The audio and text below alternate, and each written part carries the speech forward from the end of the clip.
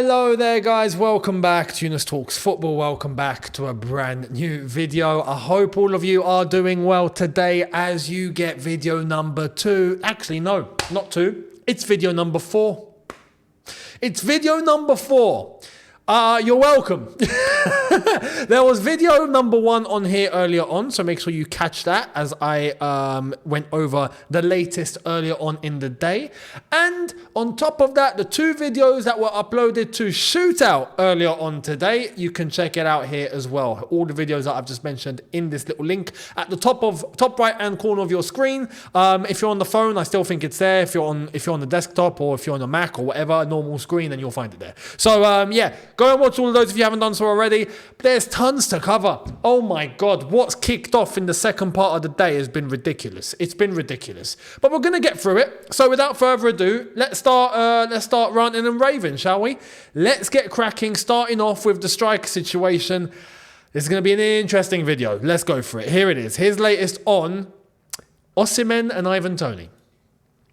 Chelsea are looking at other, more attainable options than Victor Osimhen and Ivan Toney, and are understood to have watched players like Sergio Guirassy, Santiago Gimenez, and Benjamin Sesko, among others. This came from Sky Sports News. I want to take this with a pinch of salt because they do still tend to report about a week after we've heard about the things they're reporting on. So I don't know if this is the case.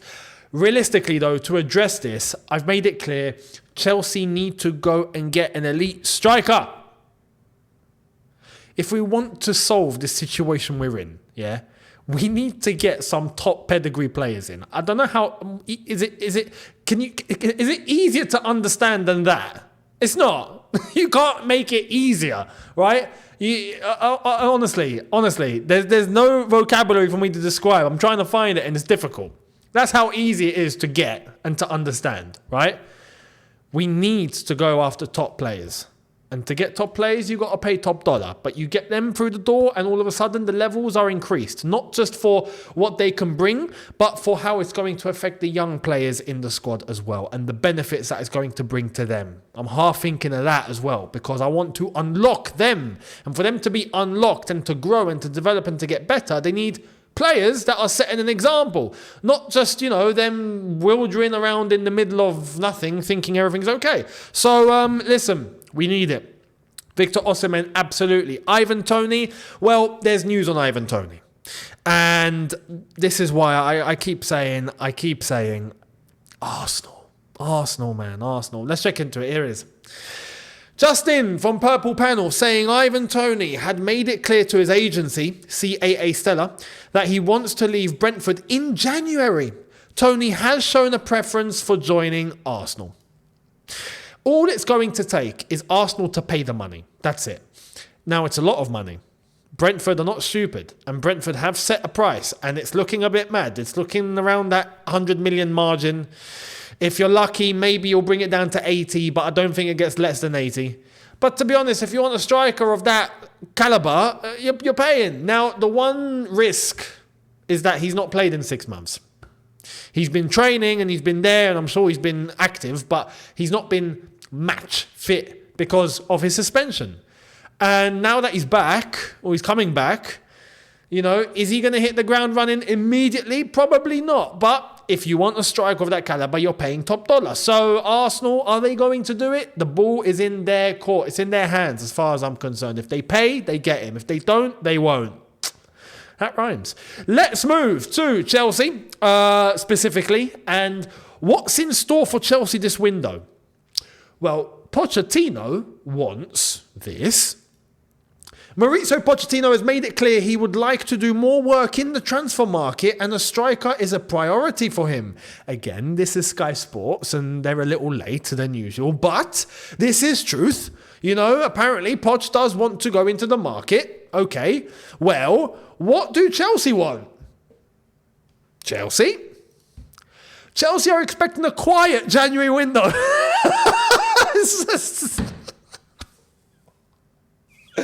Oh my God, what are we doing? I've never, since the whole Conor Gallagher story just happened, right? I have never seen a football club operate in one way and a manager wanting to operate in another, and somehow they're still working together. I don't understand how this is still going on. You know, like I've said respectfully, for the problems out at Chelsea Football Club right now, yes, it's not all on Poch. He has his share tactically and what we're seeing on the pitch, but the way that this is meant to be working is just ridiculous. It's ridiculous. Chelsea, Pochettino wants Gallagher, wants to keep him, wants to play him. Chelsea, we want to sell him. We don't care, mate. He's going out the door. See you later. They want him to be given a new contract. No, we're not giving him a new contract, mate. We want a striker. We need to be active in the window, but no, we want a quiet window. Like, it's just, it's incredible. It's incredible. So, look, we'll see what happens. I'm telling you, this January is going to be banter, right? It's going to be very active, very busy. We're going to see how it finishes off, but I'm sure that it's going to be a roller coaster ride. For us Chelsea fans, as usual, for good or for bad, one thing's for certain, we are always in for a roller coaster. So that's that. Now, that's the latest over there. Let me know your thoughts on the system at Chelsea, if there is one, because it just is baffling to me. But let me know your thoughts for positive or for negative, of course. Let's move to some of the players, and it's looking like we are going to be paying attention to outgoings. And it's explained here by Ben Jacobs. Here it is. Outgoings are really important for Chelsea this window, and the aim is to not increase and potentially decrease the senior squad size. They potentially need to raise funds for a new striker or centre-back while still managing the squad. In terms of the squad size, I can sympathise with that. The squad size, we don't need to be in the situation we were in last season. That was stupid, where we were, what was it? We had like 35 players or something in the squad. It was ridiculous. We had, 3 teams at training doing their own thing. Ridiculous, right? But I understand that point. But having to generate funds to go and fund a new striker or centre-back, right? I understand that they're going to be wanting to let go of some players, absolutely. But again, I have to go back to the plan. Who is dictating the plan? If the manager doesn't really have an input here, they say he's got an input, but his words are as useful as a chocolate fireguard, as far as I'm concerned. Not in terms of Poch. I think Poch might actually have decent ideas. Who knows, right? But he's the manager. I'm saying Chelsea, I'm sure, look at his words like a chocolate fireguard would. Absolutely useless. So I've got the idea, I've got the inkling that Chelsea are just pursuing on club decision only, whilst they've still got this manager who I'm not quite sure is going to be in cohesion with a lot of these decisions. Again, I go back to, how is this working? If this is it, we might as well just chop Poch and get someone that the board or whoever's actually going to listen to. But again, I go back to the whole argument of they just maybe want someone in who's just going to agree and comply, and that's it. So my wish will never come true. But the latest is the fact that they want to manage the squad size, and apparently they want to generate funds, and that's going to mean selling some players. And I think this is going to be the reason given to all of us as to why Connor has to be sold and why Poch has to just make do with it and tough. But there's other players too. Starting off with Ian Maatsen. Borussia Dortmund are in negotiations with Chelsea for Ian Maatsen. It's still pending over Chelsea's asking price, and if it's a loan, Chelsea wants it with an obligation clause. The fixed price should be around £26 million. This is actually, correct me if I'm wrong, were we not in to get 31 million in the summer if he went to Burnley, if I'm not mistaken? But then that never happened because we thought, Ian Maatsen, he's part of the squad. He's having a great pre-season. Poch loves him. He's using him in pre-season. He's a key man. So the season starts, we're going to be all over him. And then the first game kicks off against Liverpool, and he was never to be seen again. Until a few games ago where Ian Maatsen started playing again. Because he had to. Because of the fullback situation. So incredible. But yeah, are Chelsea going to be getting £26 million for him? I would expect Borussia Dortmund to pay up.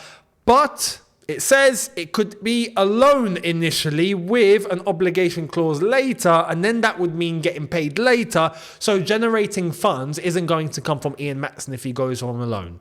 If we're talking about having to deal with buying this January and into the summer, maybe in the summer, perhaps if that money comes through, and then they can use it in the summer. But for this January, not looking good so far in terms of funds, if we're looking to generate funds. But I'd like to think that there is money there. Come on, man, we're not broke. Let's be honest. We splashed 1 billion in 3 windows. Come on, we can spare a little more. We can. And all the contracts have been amortized over 8 or 9 or 10 or 20 years. You know what I mean? Like, it's ridiculous. So I think we're okay. We should be okay. But anyway, more news on another player that is, this one's coming back. Andre Santos will return to Chelsea this week. Crystal Palace are interested. Bingo. Bingo. Bingo, bingo, bingo, bingo. This is good news. We should never have let him go to Forest in the first place. Yeah, that was a ridiculous... whoever approved that, with the amount of midfielders that Nottingham Forest have, right, you could mistake them for us. The amount of midfielders they got. But it was ridiculous. We got sold a lie and we bought it and we've been lied to and he's not played and now he's coming home, right? Crystal Palace, we've got a very good history in terms of loanees with Crystal Palace. They use them, they play them, and they tend to do well. Conor Gallagher, Exhibit A. Ruben Loftus-Cheek, Exhibit B. So I'd like to think Andre Santos, Exhibit C, could be, if he heads to Crystal Palace. That could be a very good loan for him. Crystal Palace are not competing with us. I'm not expecting Crystal Palace to finish in 6th or 7th or 8th. You know what I mean? I expect them to finish below us slightly. But that means cool. There's not much competition there. It's not Newcastle, where I know they've got potential. No disrespect to Palace, like I've said. Once they get rid of Roy Hodgson, I think they'll kick on a little bit. But you get what I mean. Andre Santos, I think that would be a good place for him. Now, this could. I'm going to put something in the water here for you guys to taste and for you guys to think about, right? This is just me. This isn't any sources. This is just me, my mind. This could pave the way for something to happen with Michael Olise. Would you guys do that? As I'm trying to get the focus back. There it is. I'm sorry for how long that's been gone. If that has been gone, I've not been paying attention. I've been looking at you. So if Michael Olise were to be a possibility, would you sacrifice Andre Santos for him? Let me know your thoughts down below. For me, that's a thinker. I can't make a decision right now. I'd like to think yes. But we've not really seen much of Andre Santos. I don't know whether this guy is amazing or rubbish. I don't think he's rubbish. I mean, he played well in pre-season, but then again, pre-season is pre-season. Nicholas Jackson looked fantastic in pre-season. We had all sorts of players looking unbelievable in pre-season. So there's always if, buts, and maybes. Anyway, let me know your thoughts, Andre Santos, and the whole Michael Olise situation. We got news of another one. Check this out. Chelsea talent Alex Matos is on the verge of joining Huddersfield Town on a loan deal, as Matt Law called, no option to buy included. Chelsea have also recalled Zach Sturge from loan at Peterborough due to limited game time. So Alex Matos is heading over to Huddersfield Town. He's been on the bench, if you haven't realised, alongside Alfie Gilchrist and Castledine as well, if I'm not mistaken. He's been there. So Alex Matos heading off. Good luck. Smash it over there. I hope you play. I hope you get minutes. And I hope you develop, right? But Zach Sturge is looking like he's coming... Well, Zach Sturge has been recalled by Chelsea with immediate effect by Peterborough because he's not been playing. Here's the confirmation of that. Peterborough United confirmed that defender Zach Sturge has been called by his parent club Chelsea with immediate effect. So... I read that there's a possibility that this could be a case where Zach Sturge has potential to get into first-team football at Chelsea. I'm sorry, but because he's a left-back. The boy's 19. He's not played a senior minute yet. He's played youth level. He's played Premier League 2. He's played cup competitions. He's done that, and he's been at Peterborough and he's not been playing. To just throw him into potential place, on the bench at Chelsea Football Club is just a waste. Send him on another loan. Find him another club and send him off on loan. That better be what's happening here. And if that is why they've recalled him, then absolutely fantastic. Good decision. But don't just stick him on the bench because he's not going to play. You best believe, all right, here's another thing. If Chelsea have an idea of Zach Sturridge playing at left back, right, you best believe Pochettino with no options is playing Levi Cole at left back. So what are you going to do? Do you see what I mean? It's just this things is not adding up here between club and manager. It's just... Anyway, go and find him another club. And if that's the case, fantastic. Send him off for the rest of the season. Happy days. So that's the latest on Zach Sturridge. We got an update on Lewis Hall. Lewis Hall will stay at Newcastle and the terms are expected to be met for Chelsea to receive the £28 million obligation at the end of the season. So there it is. It's finally confirmed. Lewis Hall is heading off permanently and he's not coming back. There was the whole talk of maybe he's coming back, maybe he's coming back. No, he's not. No, he's not. He's staying at Newcastle. Obligation will be paid. Job done. So that's that. That's some funds coming in the summer then, isn't it? So happy days. Anyway, let me know your thoughts on that. Personally, I wish him nothing but the best. Good luck, Lewis Hall out there. Good luck. And obviously there's going to be the whole case of what could have been, but pure profit. So there it is. Now, we move away from Chelsea to round up the video. We're going to get into some other bits of news, starting off with this. Breaking: Premier League clubs will learn in the next 2 weeks if any will face charges for new breaches of financial rules, with Nottingham Forest seen as being most at risk. There are also concerns that Everton could face a second charge. Forest, that's what you get for not playing Andre Santos, yeah? But Everton... a second charge. Listen, they're going to try and finish him off here. Everton are going to end up in League One at this rate. Do you know what I mean? It's unbelievable. Now, what clubs are going to come to the forefront here? Apparently, I've not read this article because it's behind the paywall, but apparently City have not been mentioned, which is quite crazy considering they've got 115 possible charges. But what other clubs are going to feature here? What other clubs are going to pop up? We don't know. We'll find out in 2 weeks. So I guess all of us are on watch, right? All of us are just looking and going, what's going to happen? What's going to happen? Well, we'll find out in 2 weeks. Squeaky bum time for everybody. News from Manchester United. Borussia Dortmund have made a fresh approach to sign Jadon Sancho on loan from Man United, as called by Sky Sports in Germany. Discussions taking place, but it depends on Man United now. Accept a loan or it won't be possible for Dortmund to proceed. Dortmund working on Sancho and a new left back. Dortmund are smart. Dortmund have played the Atletico game. Sell Griezmann for 100 million and bring him back for peanuts. Do you know what I mean? Brilliant. Dortmund sold Sancho to Man United for, how much was it? 80 million or so. Bring him back on the loan. Brilliant. And we know that Sancho isn't even in Manchester. He's been kicked out. Ten Hag doesn't want to even look at his face, right?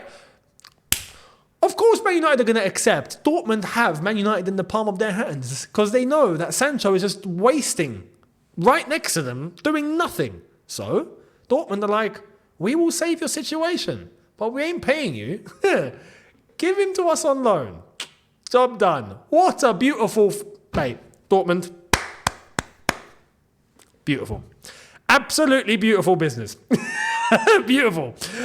So, good luck, Sancho. He should go. He'll find his form back out there. I'm pretty sure he'll find himself. He'll find his head. And then at that point, obviously, that's when Manchester United can hopefully, well, I say hopefully, for Man United, if he does play, he plays well, his value increases, then Man United can think about selling later.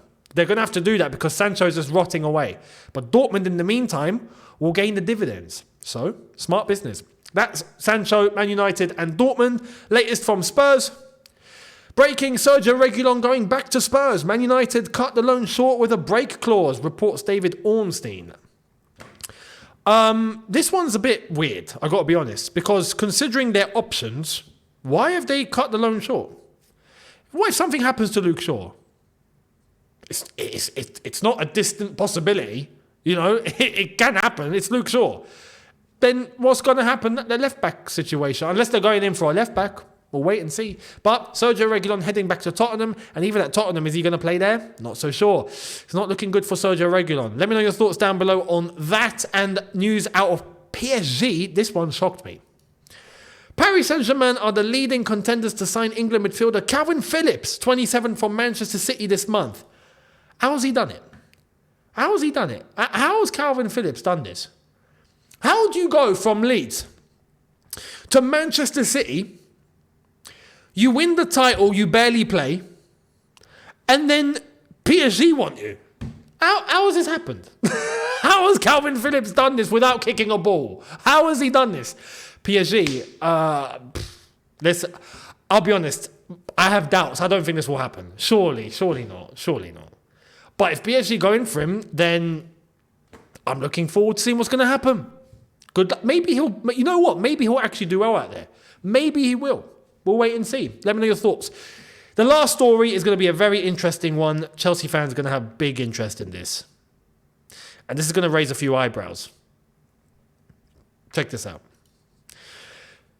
So, this is in Spanish, right? This has come from Sport, Diario Sport over in Spain, right? If we're going to translate this for you, let's do that. So, let's hit the translate button.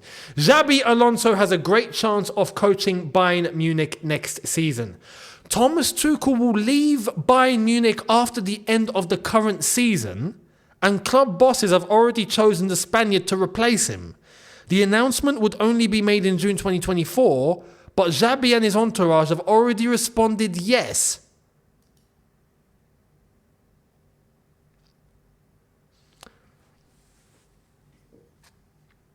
Are you thinking what I'm thinking? You are thinking what I'm thinking. I can see it in your eyes. You are. I know you are. Listen, I'm not going to get carried away on this. And to be honest, I'm going to wait for more people to come out with information regarding this, because this is quite big when you consider what this is actually saying. Xabi Alonso will be moving from Bayer Leverkusen to Bayern Munich, and Tuchel's getting the chop at the end of the season. That's massive. But no one else has said it. So keep hands on deck for now. We'll wait and see. But I'll be honest, and I will say this now. If Alonso does go to Bayern Munich and Thomas Tuchel becomes a free agent in the summer, you best believe I'm going to have to do one dedicated video to the Chelsea board and the Chelsea ownership and try and explain to them on a human level why they would need to forget what's happened in the past and make a certain move. Yeah, I think, would that be the case? Would that be the case? Let me know down below what you would do in that situation. And I will see all of you tomorrow for a brand new couple of videos. I'm sure it'll be a double upload, so I'll see all of you then. Thank you all so much for watching. Do not forget to hit the subscribe button, hit the notification bell to be notified once I have uploaded. Smash like button if you did enjoy this. Check out the socials on screen and in the description. And I will see all of you tomorrow for a couple of new ones. Much appreciated. Have a good one, people. See you lot then. Take care and peace.